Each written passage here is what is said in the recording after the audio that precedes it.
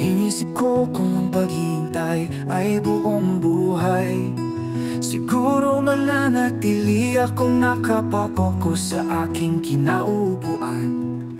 Hindi ko titigil ang titigan ang mga salit-salitang nagdaraan, habang pinapatay ang oras sa iyong pagdating.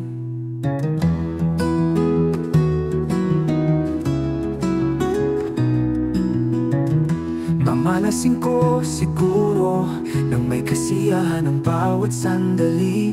Walang espasyo ang inip na sa kaisipan ko'y magwawaksi. Pasasalamatan ko siguro ang kalendaryo sa kanyang paglipas. Hindi pang hihinayangan ang mga minutong aalpas. Kung tatanungin mo ako kung bakit, ang isasagot ko'y ganito: mas mahalaga kasi sa akin ang dulo kaysa umpisa, ang pangwalang hanggan kaysa panghabang buhay.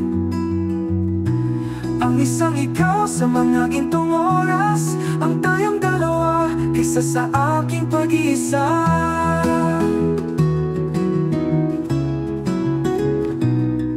At kung tunay man ang ganitong pagkakataon, hindi ako manghihinayang na pinalipas ang panahon, dahil buong puso ko itong idinulog sa itaas, na ikaw at ako ay maging isa sa darating na bukas.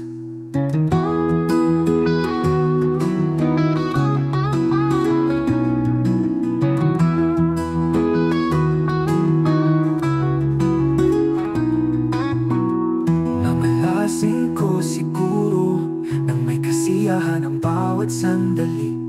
Walang espasyo ang inip na sa kaisipan ko'y magwawaksi. Pasasalamatan ko siguro ang kalendaryo sa kanyang paglipas.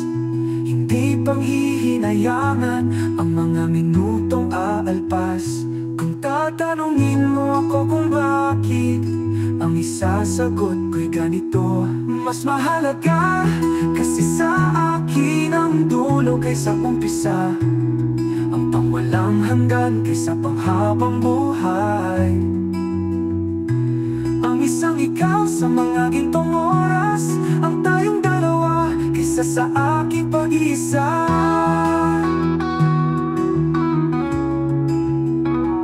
Mas mahalaga kasi sa akin ang dulo kaysa umpisa, ang pangwalang hanggan kaysa panghabang buhay. Ang isang ikaw sa mga gintong oras, ang tayong dalawa kaysa sa aking pag-iisa.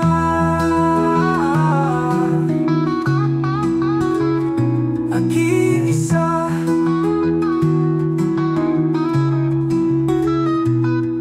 At kung tunay man ang ganitong pagkakataon, hindi ako manghihinayang na pinalipas ang panahon, dahil buong puso ko itong idinulog sa itaas, na ikaw at ako ay maging isa sa darating na bukas.